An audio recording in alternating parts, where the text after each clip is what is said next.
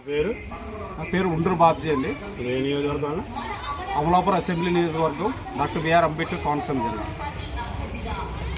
ఎన్నికల్లో ఎవరు చేస్తారనుకుంటున్నారన్న?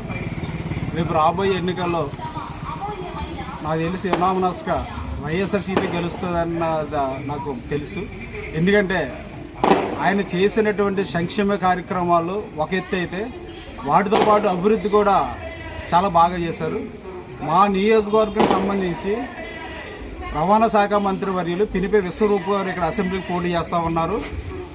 ఆయన పార్టీలతో సంబంధం లేకుండా ఎవరితో సంబంధం లేదు, ఎవరు ఆయన దగ్గరికి వెళ్ళినా వెంటనే అడిగిన వెంటనే సహాయం చేసి మంచి గుణం ఉన్నటువంటి వ్యక్తి మాకు ఇక్కడ విశ్వరూప్ గారు, అక్కడ వైఎస్ జగన్మోహన్ రెడ్డి.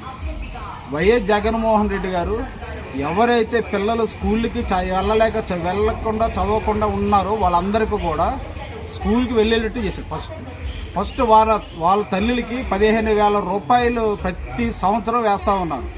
ఆ 15,000 రూపాయలు తీసుకున్న తల్లులు వాళ్ళ పిల్లలు స్కూల్లో జాయిన్ చేస్తున్నారు. స్కూల్లో జాయిన్ చేయడం వల్ల ఎక్కడో అట్టడుగునటువంటి ఆంధ్రప్రదేశ్ అక్షరాస్యత కూడా ఈ మధ్యకాలంలో టాప్ 10లోకి వచ్చిందంటేనే ఒక ఆశ్చర్యకరమైన విషయం. ఆ స్కూల్స్ ఎలా ఉన్నాయి? నాడు నేడు ద్వారా స్కూల్స్ కార్పొరేట్ స్థాయికి తగ్గట్టుగా స్కూల్స్ తయారు చేస్తూ ఉన్నారు.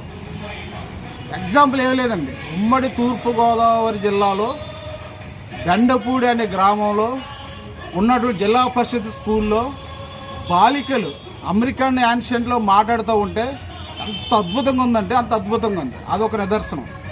2, ఇటీవల కాలంలో అమెరికాలోని కొలంబియా యూనివర్సిటీలో ఐక్యరాజ్య సమితి ప్రతినిధుల సమావేశం నడిచింది. ఐక్యరాజ్య సమితులు అంటే 193 దేశాలు ఉంటాయి, కానీ ఆ సమావేశం 140 దేశాలు పార్టిసిపేట్ చేసింది. ఆ ఐక్యరాజ్య సమితి యొక్క ప్రతినిధుల సమావేశానికి ఆంధ్రప్రదేశ్లో ఉన్నటువంటి గురుకుల పాఠశాల విద్యార్థులు వెళ్ళి అక్కడ ఇంగ్లీష్లో మాట్లాడుతుంటే ఆ ఐక్యరాజ్య సమితి ప్రతినిధులు వేసి సల్యూట్ చేసినటువంటి తీరు చాలా ఆనందదాయకం.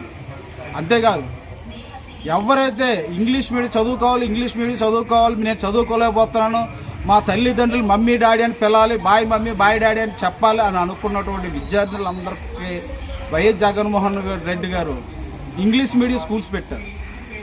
ఆశ్చర్యం అంటే టెక్స్ట్ బుక్లో ఒక పక్కన ఇంగ్లీష్ మీడియం ఉంటే దానికి ట్రాన్స్లేషన్ రైట్ సైడ్ ఉంటుంది, సేమ్ మ్యాటర్. ఆ రెండు చదువుకోవడం వల్ల విద్యార్థులు చదువులో బాగా రాణిస్తూ ఉన్నారు. తెలంగాణకి మనకి ఒకటే, అక్కడ తెలంగాణలో నవాబులు పరిపాలించారు, ఇక్కడ బ్రిటిషర్స్ పరిపాలించారు. బ్రిటిషర్స్ తీసుకొచ్చిన ఇంగ్లీష్ ఎలాగైతే నేర్చుకున్నారో జగన్మోహన్ రెడ్డి గారు ఈ రోజున ప్రతి విద్యార్థి కూడా ఇంగ్లీష్ మీడియంలో చదువుకోవాలి, అత్యున్నతమైనటువంటి స్థానాల్లో చేరుకోవాలని ఆయన కలలుగా అన్నారు. అంతేకాదు, 8th క్లాస్ వస్తుంటే ట్యాబ్స్ ఇస్తున్నారు, బైజూస్ ట్యాబ్స్.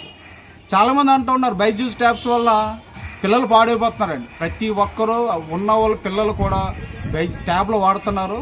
కానీ ఈ పిల్లలు ఏంటంటే బైజూస్ కంటెంట్ మాత్రమే ఉండి నేర్చుకునేటువంటి అవకాశం ఉన్నటువంటి ట్యాబ్స్ వైఎస్ జగన్మోహన్ రెడ్డి గారు ఈరోజు పిల్లలకి ఇస్తూ ఉన్నారు.